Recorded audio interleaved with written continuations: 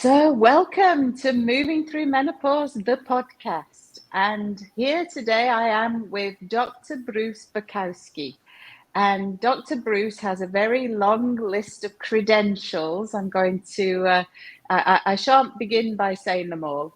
But what we're hoping for today is a live demonstration of his natural health science system. And I'm really intrigued and interested to know more about this.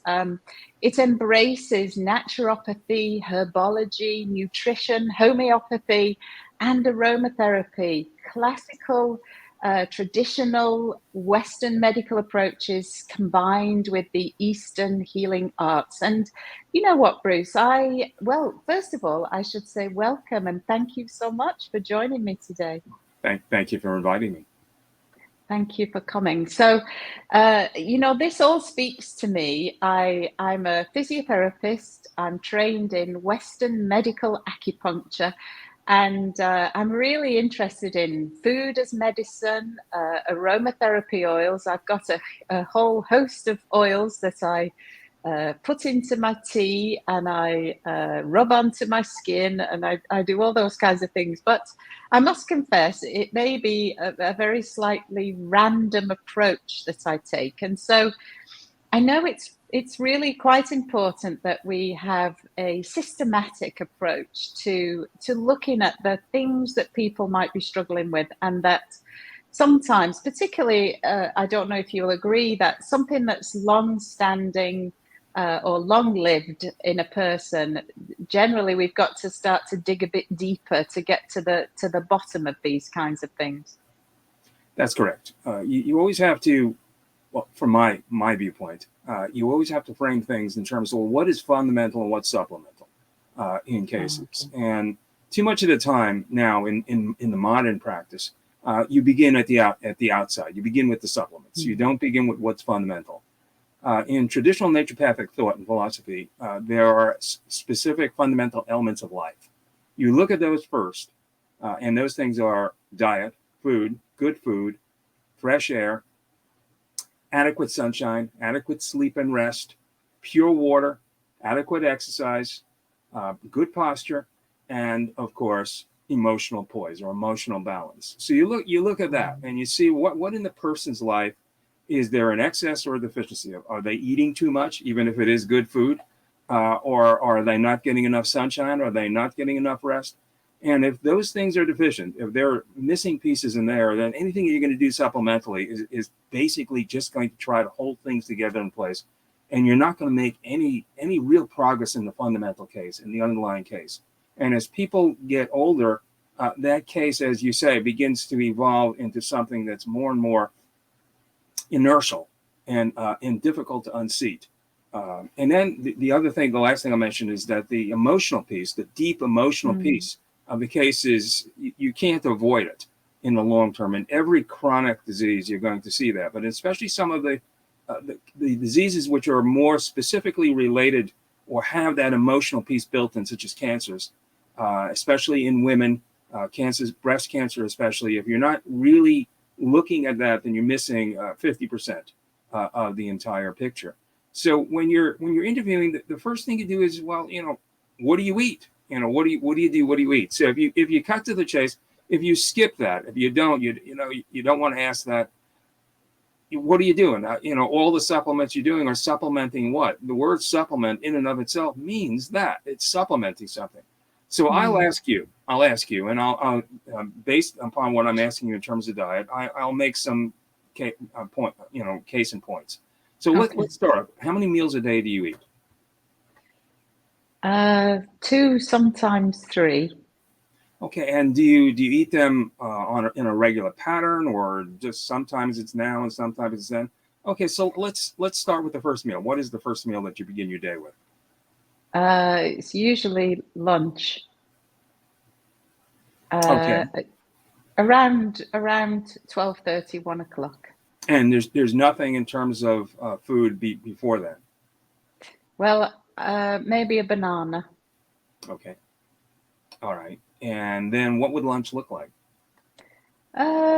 Wilted spinach, some seeds sprinkled on it, Tomatoes, because I love tomatoes, and carrots, and maybe avocado, and some oily fish. I love tinned mackerel in brine, not in oil, and sometimes it's eggs. It might be, some protein anyway. Essentially, it might be chicken, and then fruit probably afterwards. Okay, so we look at that fundamental. So the first thing we have to do is let's, in terms of speaking, in terms of relativity, relative to what most people eat these days, that's good. That's a nice diet. Most people have terrible diets, and that of course is one of the major causes of factors in disease, if not the major cause of disease, is the terrible diet. So in your particular case, there's a few errors that we'll look at real closely. The first error is that you're not eating anything really significant until 12 o'clock. The body obviously depends upon fuel. We should understand that the body is composed of something between 50 to 100 trillion cells. Each of those cells has to produce its own energy. When we speak about energy, a person has energy or they're tired, they don't have energy, there's no energy organ in the body. Every cell produces energy, and that the accumulative net production of energy is your energy. That's what your energy is. And there are two main fuels that the body uses. One of those fuels is going to be glucose, which is going to come from your carbohydrates. But the preferred fuel is fats. The body prefers fats to metabolize because you get a lot more energy from fats, and it has less problems than carbohydrates are going to have. One thing you should understand about cancer, for instance, which is a very important thing to understand about cancer cells, is that cancer cells only metabolize sugars. They don't metabolize fats. And so therefore, if a person is on a high sugar diet, since cancer cells use something on the order of 10 times as much sugar in their metabolism as a normal cell does, you're feeding whatever cancer cells you're producing. So you want to make sure that your main fuel as you're starting the day, at least some of it, is coming from fats. So some of the healthy fats to begin the day with, the two that I like to begin the day with in the breakfast zone is definitely coconut. Coconut oil contains medium chain fatty acids, which is not really found in that many different foods, which is really one of the most heart healthy fats that you can have. Coconut oil is also a real detoxicant. It helps take toxins out of the body. As a matter of fact, if somebody is undergoing cancer treatment and is getting chemotherapy, it's important to add coconut oil gradually because they could have a Herxheimer response. They could have this reaction to the huge load of toxins that the liver is beginning to dump to the introduction of the coconut oil. So you want to introduce it gradually, a teaspoon at a time. But for a person who doesn't have that particular issue, a couple of a tablespoon or two of coconut oil. Other things that I use are one is called coconut butter. Coconut butter is nothing more than the coconut meat made into sort of like a nut butter, ground up into a nut butter. It's very tasty. It's very, very good. Yeah. Another really good fat that I often recommend in the morning for those people who don't have sensitivity to it. There's always somebody who has sensitivity to something, but it definitely is raw cacao. Raw cacao, which is the raw material for chocolate, is one of the really superfoods that you're going to eat. There are far more polyphenol antioxidants in cacao than there are in some of the other things you hear about, such as grapeseed and grape skins and so forth, and wine. There's far more of that in there. It's also one of the richest foods in the world in magnesium. And magnesium, magnesium is, if you're going to ask me the question, well, where do I begin to supplement? Well, aside from vitamin C, as you're beginning, everybody needs vitamin C because the body doesn't produce vitamin C. Magnesium is number 2. Right after vitamin C comes magnesium. In this country, in the United States, 80% of the people, 80% of this population is deficient in magnesium. And the reason for that is because there's a tremendous amount of calcium in the processed food diet.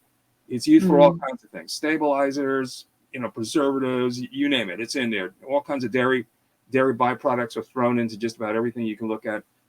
Calcium is used as a buffer in medications, and many people are using 3, 4, 5, 9 prescription medications. So there's a tremendous amount of calcium. And calcium ions and magnesium ions compete for the same transporters in the small intestine to get absorbed into the blood. So if you have a tremendous amount of Oh, calcium and okay. very little magnesium, you're not going to have any magnesium. Also, in agriculture, they no longer use natural compost and things. They're using chemicals, and there's no magnesium in the chemicals, so the plants don't get magnesium.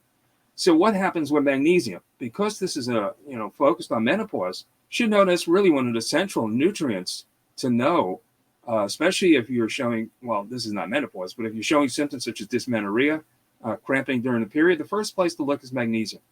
So when you think of calcium and magnesium, just think this. Calcium means strengthening, tightening, constriction. So you need calcium for the contraction of the muscles. You need magnesium for the For the relaxation. relaxation. Right. So if the cramp is due to contraction without the ability for the uterine muscle to relax, that's going to be a magnesium deficiency. Now, of course, the heart is also a muscle. So if you do deficient in magnesium over a long period of time, you're greatly increasing your risk of sudden cardiac arrest.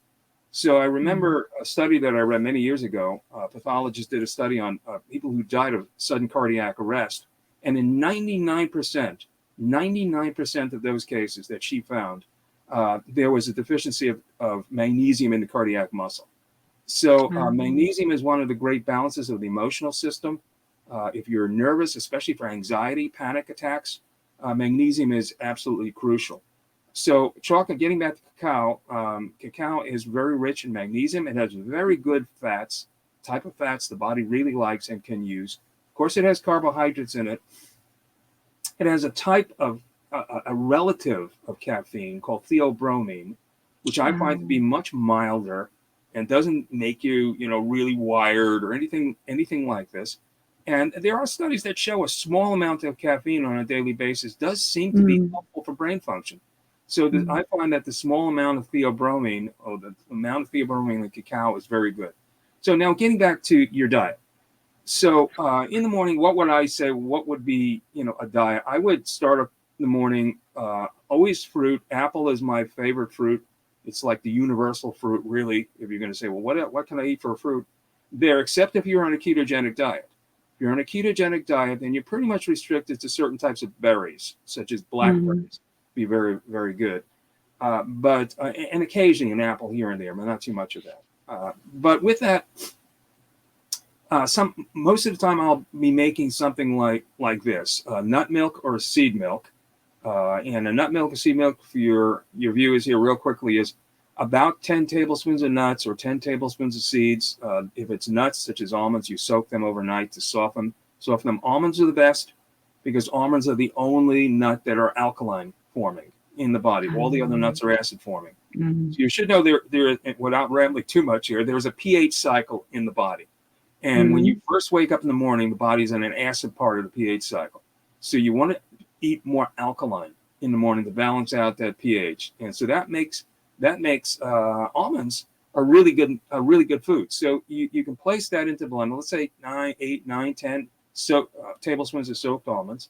Add in a couple of tablespoons of coconut, organic dried coconut.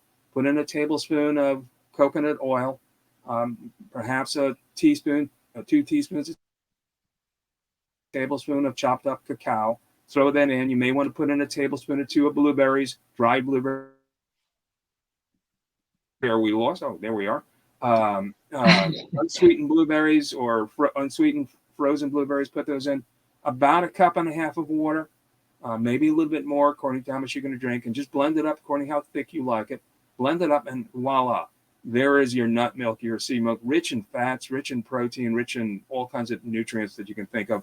And you have that with an apple, or you can have some blueberries on the side, sprinkle some coconut on top, and some chia seed. Chia seed is an all-purpose seed, very rich in omega-3 fatty acids, very high in protein, and also the all-important factor of it moves the bowels along, which is going to be a factor in every disorder you're going to run into, including menopause. So I'll say this, and then I'll stop talking for a second here, is that, well, why is constipation an important factor to think about in menopause? It doesn't seem to make, to most people are going to say, well, what does it have to do with my hot flashes, Well, here's how you look at things. The hot flashes, from my experience, And many of the menopausal symptoms are due to liver congestion. The liver congestion, in turn, is often due to sluggishness of the bowels. If the colon is not emptying properly, then the whole very intricate feedback mechanisms of the bowel of what is secreted when and what is released when. So when does bile come into the bowel? When is the gallbladder empty and release bile into the small intestine? The whole thing is thrown off. It becomes like a traffic jam. When the bile stops secreting from the bile being not only an emulsifier of fats, but a stimulant to peristalsis, then you can be even more constipated. And what begins to happen is that the toxins that build up on the bowel, some of them will get absorbed into what's called the portal system. And the portal system is the series of veins that drain the blood away from the bowels, and the portal system all tie in to the hepatic vein. And the hepatic vein goes to the liver. So you're taking all this stuff to the liver so the liver can clean it up, and eventually after a while you can have a big mess in the liver. Now, what does the liver do that brings us back to menopause? Your ovaries, of course, secrete estrogens and progesterone, but it's the liver that metabolizes them. So after the estrogens, all hormones are signaling systems. They don't do anything themselves. They tell other things, other parts of the body to do things. So once they've sent their message, they have to leave. Otherwise, that whole intricate interaction of hormones is completely thrown off. And so you get a buildup. The liver becomes sluggish and doesn't break down things in terms of hormones properly. You get all these hormonal metabolites building up, some of which are toxic when they stay around too long inside the body. And you could get into a situation such as hyperestrogenism, which is where you're going to have some really wild times during PMS. With PMS, if that type of thing takes place, you throw off your entire menstrual cycle, and then you start to see symptoms of all kinds, especially one of the ones aside from the cramping, which is magnesium, the first place I look for that. By the way, on the blood clotting, vitamin E is the first place to look on the blood clotting, abnormal blood clotting. But what you're going to look for on that is going to be with when there's this breakdown in the metabolism of hormones is going to be the emotional symptoms. It's going to really affect the emotions because the whole neuroendocrine chain is going to be thrown off. And the top of the neuroendocrine chain, which is in part of the brain called the hypothalamus, is part of the limbic system. And the limbic system in turn has a lot to do with your emotional function. So the whole thing is interactive. Now, moving on, and then I'll stop and let you ask me something else here. Is this okay? So looking at the lunch you did have, you missed. Oh yeah. Remember thyroid. So many people who have hormonal problems it begins there in the thyroid gland. Very vulnerable gland, very vulnerable to environmental toxins and to stress and all the rest. It gets knocked out pretty early in people on the conventional Western diet and conventional exposure to stress. The thyroid starts to really go south pretty early. Part of the reason you see this dramatic increase in obesity in I don't know about England, but in this country, it's dramatic. Is because the thyroid function has really declined. And there is a relationship, by the way, between thyroid function and liver function. As thyroid function decreases, liver function becomes more congested. So if you want to improve liver function, you have to improve thyroid function. And then one more thing, the thyroid interacts very directly with the adrenal glands. So if a person starts taking thyroid medication, but doesn't build up the adrenal glands at the same time, the adrenal glands are going to get really worn by this really more powerful thyroid gland, but the adrenals are not any more powerful. They're just as weak as they were, and they're going to get even more knocked out, and you're going to run into adrenal fatigue, adrenal exhaustion, and so forth. So when you support thyroid, you have to support adrenals at the same time. And bearing in mind, getting back to menopause, that after after the ovaries stop secreting estrogens, the egg cells are no longer being producing all the hormones. The adrenals have to pick up the slack. That's where the slack comes in. There's two parts that'll pick up the slack. One is the adrenals, the other is the body, the woman's fat tissue. And so if she's too thin, you got problems. If she's too heavy, since they're producing estrogens, you have other problems. If the adrenals are not functioning right, you need to support those right away. So I don't know where I left off there, but I'll say this: with your lunch, you have good foods in there. The foods are good. The problem is a few things, and I'll just cherry pick a few things. One, wilted spinach is something you don't want to do. Spinach is one of those vegetables that you do not want to cook. You want to eat spinach raw. And the reason for that is it's one of the oxalate vegetables, such as rhubarb and chard and spinach are oxalate vegetables, meaning they contain oxalic acid. They also contain calcium. Spinach is very rich in calcium. And so what happens when you cook it, you encourage the formation of something called calcium oxalate. And calcium oxalate is one of the main ingredients of kidney stones. So what you want to do is always eat, it raw, and you don't have that issue. So that's it with spinach. Eat your spinach raw. Don't cook spinach. Same thing with chard, and same thing. Well, rhubarb I'm not too crazy about, but with rhubarb. Yeah. So, but the other thing is your food combinations, which is a topic that has been completely abandoned in natural medicine. People don't even discuss it anymore. Whereas something like 50, 60 years ago, it was one of the main combining. Yeah, it was it was really how you understood diet. Now nobody even talks about it anymore. So your food, because it's too, people don't want to hear it. That's why. It's not because it's wrong. It's because they don't want to hear about it, because they want to eat what they want to eat, whatever horrible, abominable combinations they put them together. And so, they get upset. So, but basically your food combinations there are a little bit off. So I'll give you a little bit of advice on your food combinations, and then I'll throw this back to you. Is avocados are best taken with vegetables, not with any kind of animal protein whatsoever. Avocados have a very complicated coordination of fat and protein, which makes them a little bit difficult for somebody. For somebody with really delicate digestion, who has really food intolerances and very difficult problems with digestion, with chronic acid reflux, and then I would start just with avocado and vegetables and nothing else at that meal, just that. Wow. If somebody is not really that bad, but they want to eat properly, then I would add in something like corn tortillas and maybe hemp seeds with that. If somebody has better digestion than that, you can add avocado into, do soft cooked rice and chop up avocado and stir it in after the rice has been cooked. You can serve it that way, but certainly not avocado and chicken. So animal proteins such as chicken are best eaten just with vegetables. Eggs being the one exception, where some corn tortillas, something dry, corn tortillas or toasted rice cakes would be okay with that. I would not eat wet grains like cooked, kasha or cooked rice or cooked millet with eggs. That's because the digestion required for carbohydrates is totally opposite than the digestion required for proteins. So again, it depends upon your gradation of digestion, how good your digestion is, that you would be in those particular categories. The other things I would mention to you real briefly is when people get to a certain age, let's call it 40 right now. That's really hypothetical, because who knows what people ages are these days.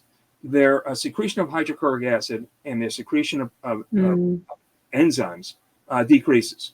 By the time a person reaches 60, they are almost all hypochlorhydric, where they're not secreting enough hydrochloric acid from their stomach.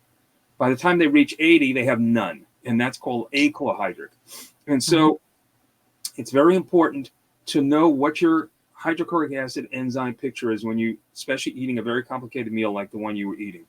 So if you're not sure whether you're, I would start with enzymes. I would start with the HCl, hydrochloric acid yet, but a good enzyme, multi kind of enzyme during the meal, at the end of the meal, would be very good to take with that meal. For those people who are low in hydrochloric acid, and one of the ways that you will know if you're low in hydrochloric acid, if you have chronic acid reflux. If you have chronic heartburn, it's the exact opposite of what people think. They think that means I have too much acid in my stomach, and the answer is no, you don't. It means just the opposite. So how do you explain that manifestation of gastric reflux if you have low stomach acid? Well, The answer is it's not your stomach acid that you're refluxing. It's the acidity of your fermented foods that are fermenting in your gut that you're refluxing. And if you increase the amount of digestive acids, then you'll get better digestion. You'll have less coming up. One exception to the rule on that: if you have a hiatal hernia, which many people do, you can't take supplemental hydrochloric acid because you'll reflux that up as well, and you're going to get a real heartburn. So with that said, I'm going to turn it back to you. Well, I mean, I don't know where to begin with that. What I thought was a relatively simple meal has turned into something rather complicated by the sounds of it. I mean, it's interesting to hear this. Starting with food, it is where I would begin. And unfortunately for me, you mentioned a lot of things that I have had and do continue to have trouble with. And the first thing was I was diagnosed as hypothyroid when I was just over 40.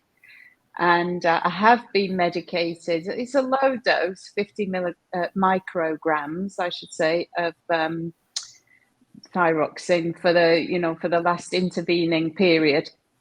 And that my digestive system is really very delicate. It's not at all robust. And so, I do suffer with a lot of intolerances. And, and the other thing that you mentioned is this, the hormonal, the liver contributing to the emotions, the digestive situation having a contribution towards the emotional fluctuations. And there's absolutely no doubt that I've suffered over my whole life I can't even remember the word of it now, premenstrual tension or premenstrual syndrome. And that one of the most difficult menopausal symptoms that I had to deal with was really significant emotional disturbance. And that really turned into, from premenstrual syndrome, which might have just lasted for a few days before my period was due, to something that really lasted for virtually the whole of my cycle. And the only time that I felt anywhere nearing normal was actually when I was having a bleed. So, I mean, honestly, it's been a roller coaster. And the reason I talk about menopause is because of that. And so, I think the thing that is very challenging, of course, is to offer generic advice to people. And that was kind of why we were talking maybe a little bit more about specifically around the kinds of things that I could do to help myself, just to demonstrate the process, if you like, of digging deeper and solving problems, how your approach solves problems for people. Well, let's take a look at you just from a physiognomy standpoint. And I'm going to try not to embarrass you. I won't really get too deep into all of this. But looking at you, the thing I pointed out when we had a conversation a couple of weeks ago is that there's a disparity between your eyes. The right eye is somewhat larger than the left eye. So now this means one of two things. Either there's something contracted related to the left, or there's something expanded related to the right. Given what you are discussing here, your history, I would definitely say it's the right eye. The right eye, from my experience, is related. It gives you some kind of insight into liver function. Now, in Chinese medicine, as you know, the liver opens into the eyes. So we know that there's a liver relationship to both eyes. The liver, of course, is on the right side of the body. And so you're going to see more in the right. So if it is, in fact, too wide, as not too wide, but wider than the other side, then you're going to look at it as being definitely, it's going to be deficiency. It's not going to be excess. So if we look at diseases, in a really basic fundamental way, you can classify them as excess, or is it a disease of excess, or is it a disease of deficiency? Most of them are so complicated these days that because a person has been excess for so long, they're deficient in everything. So it's really difficult to tell. But in the old days, when people did some things right, there would be excess and deficiency. In your case, it's definitely going to be deficiency. So you have to say to yourself, well, what would be the deficiency? Well, certainly gut deficiency. By looking at your mouth, I can tell that there's stomach weakness. And this is from the upper lip is related to the stomach. So Oh, based okay. upon that, because it's not like full blown upper lip, it's a narrower upper lip. You're going to say, Mm. well, there is less capacity, stomach capacity. So in your particular case, definitely you want to look at hydrochloric acid. And hydrochloric acid comes in form betaine hydrochloride with pepsin. It's tablets, capsules. It's generally capsules is what you want. The pepsin is a stomach enzyme. Both of those are necessary for your ability to not only digest proteins, for you be able to absorb all your macro minerals. So we talked about magnesium before. There's calcium, there's iron, there's copper, manganese, zinc. All of these require hydrochloric acid to be absorbed efficiently. If not, they're going out in the stool is where they're going to go. Because let's take magnesium. Magnesium comes as a compound. Let's say magnesium glycinate. And the magnesium has to be separated from the glycinate and then be absorbed into the blood. It can't be absorbed as magnesium glycinate. It's got to be broken apart and then picked up by proteins and carried into the blood. If you don't have hydrochloric acid, that's not happening. Forget it. It's not going to happen. And it's just going to go out in the stool. So you have mineral deficiencies, all which will contribute to your symptoms. So betaine hydrochloride, and let's just speak real quickly as well. How do I know how to use that and all the rest of this? Well, first of all, if you want to experiment with acids, you can start just with unfiltered apple cider vinegar. And start with a teaspoon in 4 ounces of warm water. Throw in a little bit of ginger. You can throw in some ginger powder, but I like turmeric powder better. And see how your body tolerates acids. And take that between meals a couple of times a day. There's a cell salt. There's a couple of cell salts, but the most important one, and I won't go into what cell salts are, but they're a type of homeopathic mineral nutrition, so to speak. It's been around since the mid-19th century. Schistol cell salts called NatMur, sodium chloride, natrum muriaticum. And that is taken 5 minutes before meals to stimulate the production of hydrochloric acid in the stomach as well. You can also take a tablespoon of warm water with 5 drops of apple cider vinegar in that about 5 minutes before you eat. So these are all experiments to see, well, can I handle acid before I buy a bottle of betaine hydrochloride with pepsin and see how I do with it? So let's say you did okay, and you're moving on to the betaine hydrochloride with pepsin. And so you take your first tablet and you say, well, do I have any burning? Do I feel like my gut is burning or whatever? No, I didn't. And so you do that for about a week. And after a week, if there's no gut burning, then you go ahead and you say, well, you know what, I'm going to go ahead. I'm going to try 2 at this particular meal. And you try 2 and you say, my digestion is much better. I think I'll stay at 2. But some people are so bad. Like, for instance, in cancer, virtually every cancer case that you can run into is hypochlorhydric. And some of these people will need as much as 6. And I'm not recommending that to anybody. You really have to be under supervision of a professional to know how to get to that level. But for the experiment in the 1 to 2 range, you can experiment on your own, unless you're concerned. And then you do it under the guidance, the supervision of someone professional. And so basically, and at 2, you say, well, I'm good. My digestion feels a little bad. Good. Okay, let's leave it at that. If there's no burning, then you're okay. If there is burning, then you go back to 1. You just reduce the 1. You don't just cut it out. You go back to 1. If you're comfortable with that, then that's okay. If you're going to take the hydrochloric acid, then the enzyme should be taken at the end of the meal. And the reason for that is that the enzymes, which are more or less intestinal enzymes, aren't that active in an acidic environment, and they get destroyed to some extent by the high acidity that you're creating at the beginning of the meal. So you would wait with the enzyme formulation for at least 30 minutes after a meal for the strong acid secretion to die down, and then take the enzyme at that time. If you're not taking enzymes, hydrochloric acid with the meal, you can take it at any time during the meal. You can take it with the second bite of food. The betaine hydrochloride should be taken with about the second bite of food. Also, it's really important that you don't drink anything cold at meals, because that's going to freeze your secretions. Drinking cold things you shouldn't have it at any time, because it just stresses the body and forces the body to move blood to the gut to rewarm the gut, taking blood away from other parts of the body, such as your brain, and then you get a little bit sleepy and so forth. And then there are other things you can do to really check. But I would really have something in the morning. Eat really simple meals. If you're going to have a real high carb meal like brown rice, for now, start off with brown rice and maybe some sunflower seeds or some hemp seeds or some chia seed and vegetables, maybe a little sesame tahini on that, maybe a little cup of miso on the side with squeeze of lemon juice and some cayenne, something really simple like that. If it's going to be chicken, chicken and vegetables, maybe with a cup of peppermint tea at the end of the meal. Just keep it simple. And then once you've established your baseline, then you could start experimenting and say, well, maybe I can add a little bit of this in and a little bit of that in. And then as soon as you get that, wow, that wasn't too good, that didn't feel too great, then you got to go back to your baseline.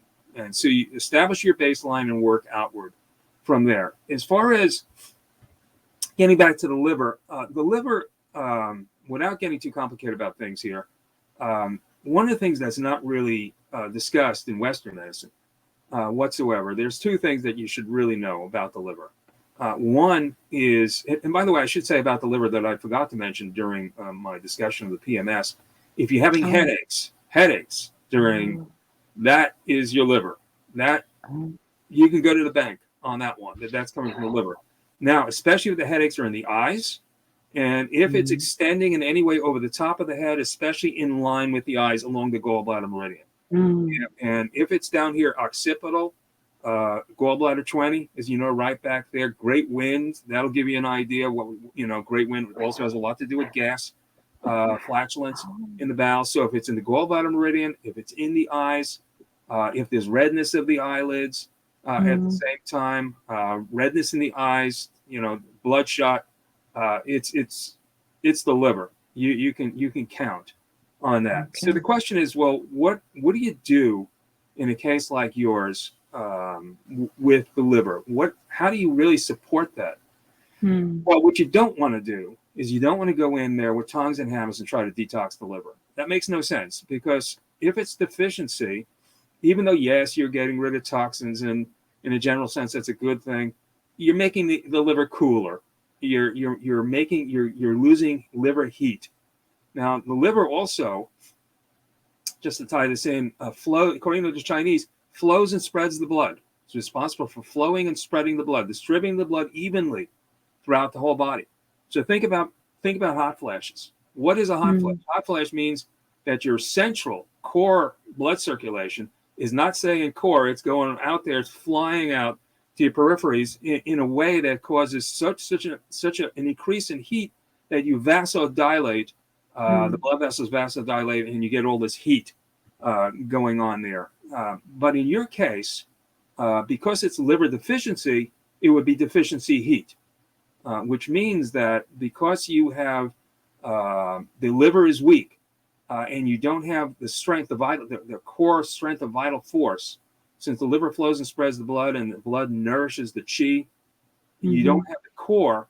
So you can't hold the chi can't hold the blood internally. So it just goes, it just flies outward, and that's deficiency heat. That isn't because there's too much heat, it's because there's a deficiency, which leads to this illusion that there's too much heat. And of course, once it goes, then you're freezing because you've lost so much body heat. I'm freezing all the time. All the time. So in your case, what is the safest way to begin with all of this? The safest way is, first of all, there are a few herbs you can use. You would use sort of liver tonic herbs from the Chinese standpoint, such as white peony root, Rhamania root, cooked Rhamania root. I've not heard of that.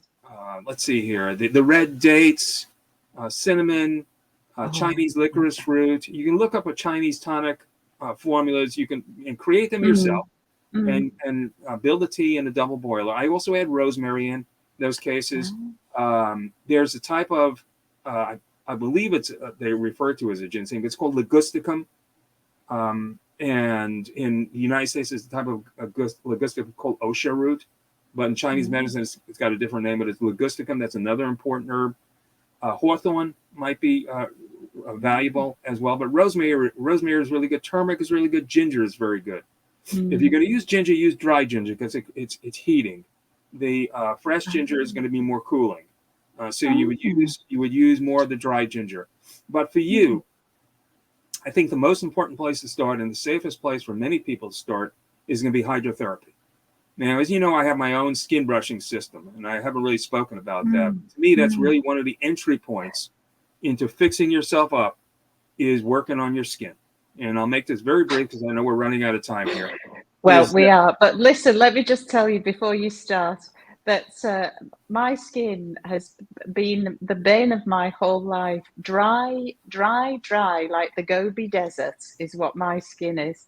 And eczema and all sorts of skin. So yeah, I'm all ears. Tell me about the skin brushing. Basically going back to the liver in anthroposophical medicine is the central organ of the fluid organization of the body. All the fluids in the body, blood and lymphatics and extracellular fluids, all of that. The liver plays a major role in that. So once again, you're not hydrating. And of course, that's going to get worse during menopause because it's one of the most commonly bad symptoms in menopause is dryness, is just drying up. And that's the difference between young women and older women is that moisture content. So the place to start is the skin. And I'll say this real briefly without getting into any more theoretical things. The old-time naturopaths, who I studied greatly from the 19th century, refer to the skin as the skin heart. The blood capillary circulation in the skin is so vast that if it were to completely fill with blood, you would have no blood on the inside of your body at all. And if it were completely to empty of blood to the interior, you would drown. So they said you have to have, there's a dynamic relationship between the skin heart and your heart. And you have to have both of them working, not just function on this heart, but that skin heart. So one of the ways to really get the skin heart operative again is skin brushing. And I won't go into all the details. I have my own book and all that. It's called Vital Chi Skin Brushing. And it's designed to do several things: to stimulate blood circulation in the skin, to remove the scurf from the skin so the skin becomes more vitalized, get all that dead skin off, to stimulate the flow of chi after all the meridians, the major meridians run just below the skin, stimulate that, to stimulate the drainage of the lymphatics of the skin, and to just drain the skin lymphatics, which is going to stimulate the lymphatics in the entire body. The lymphatics are your sewer system. They remove your toxins from your cells. If the lymphatics are stagnant, your extracellular environment is going to be toxic, and you're going to be a breeding ground for every disease you can think of. So once you do the skin brushing, the skin brushing is organized in a way that it's done, the strokes are done in a specific way, in a specific sequence, so that everything drains properly into the proper lymphatic, in the axillary nodes, into the inguinal nodes, where they're supposed to drain into, how the breast drains, where does the breast drain, how do you know which way to brush if you want to brush the breast to help keep the breast healthier? Well, part of it drains up to the collarbone and part of it drains into the armpit. So you have to have two different strokes according to which part of the breast you're stroking.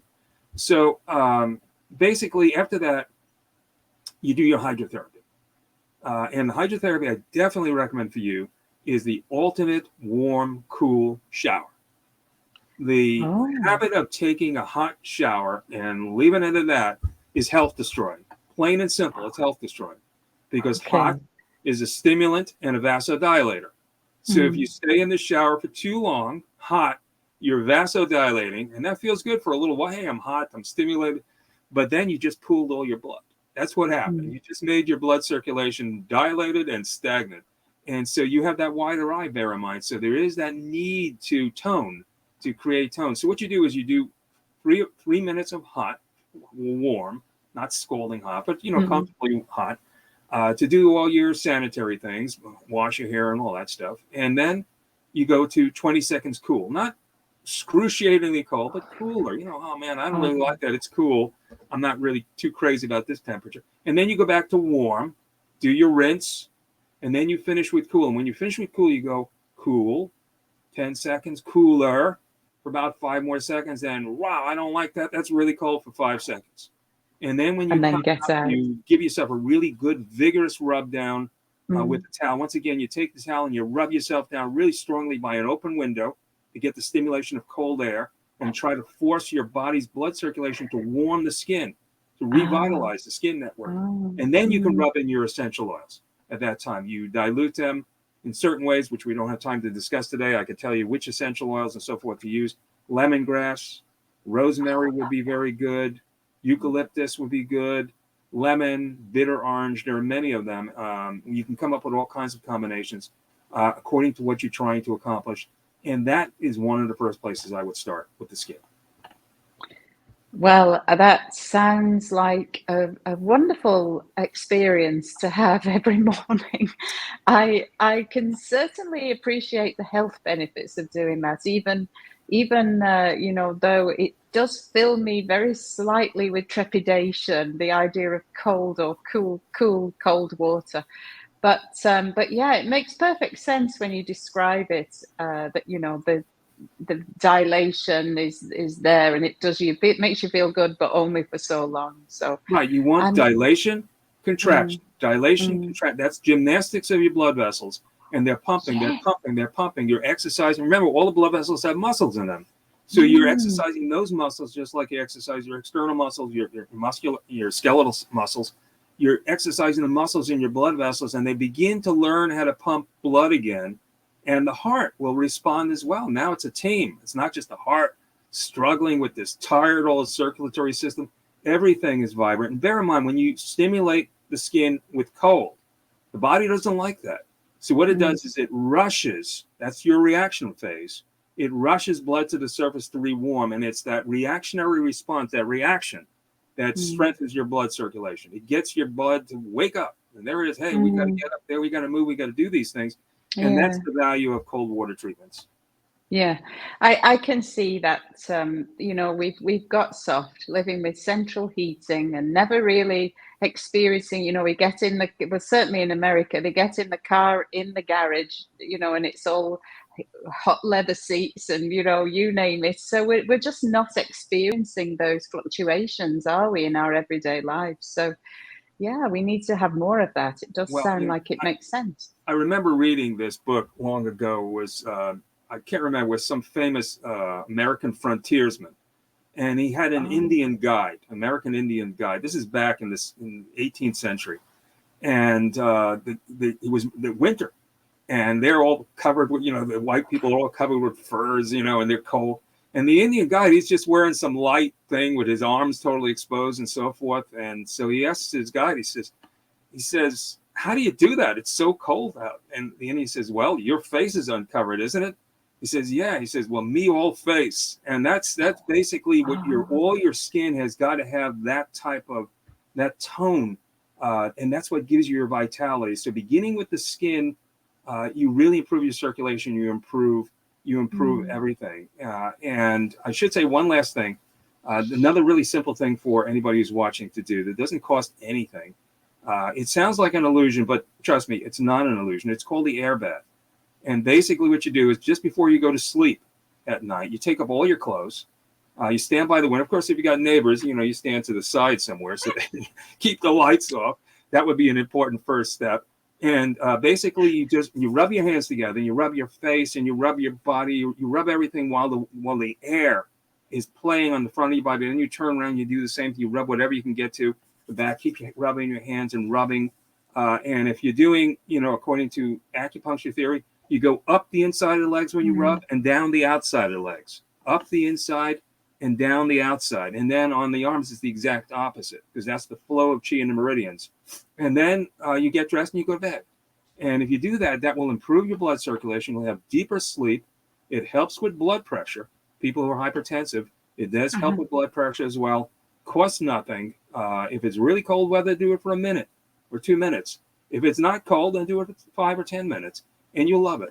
So these are just things, that you learn. Of course, there's sunbathing that you got to learn how to do. There's all kinds of things you can improve mm, yourself from the outside in without taking chances. Well, oh man, should I take this herb and then, get breakout because you don't know what that herb does?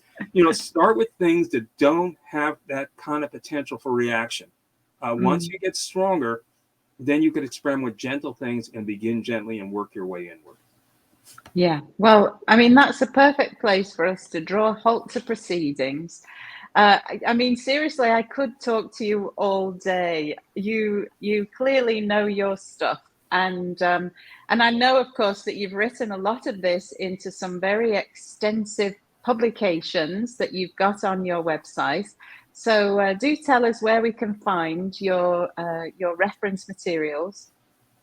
You can go to naturalhealthscience.com, and that's also the home of spiritual phytoessencing, which is the main thing I do. I should tell people that I'm retired, so please don't contact me to help. I'm retired as a naturopath, and I don't do any of that anymore. I teach it. I still teach. I have students, and of course, I have a family and friends and all that I help. But I don't do it, out there professionally practice anymore. But I do practice in spiritual phytoessencing, which is my deep psychospiritual work with essential oils for healing the deep inner core case. In your case, well, what is it about growing up emotionally, your emotional environment that's contributing to holding in, to the liver not doing this, and the blood circulation not being vital, and the disharmony during the menstrual cycle, the lack of rhythm, the dysrhythmia. So you need to work that part of the case. That's all up there as well. And if someday, if you want to talk about some of that and that connection to menopausal symptoms and hormonal symptoms in general, I'd be happy to. It's totally up to you. Okay. Well, we'll save that for another day. I definitely would like to have that conversation with you. And so for now, thank you so much, Bruce, for taking the time to chat with me today. I do look forward to remaining in touch and continuing to learn and broaden my own knowledge. Thank you so much for your time today. And thank you for having me as the guest. It's much appreciated. You're very welcome. Take good care. If you have any questions, feel free to contact me. I will do that, definitely. Thanks so much. Take good care. Okay. Bye-bye. Thank you. Bye now.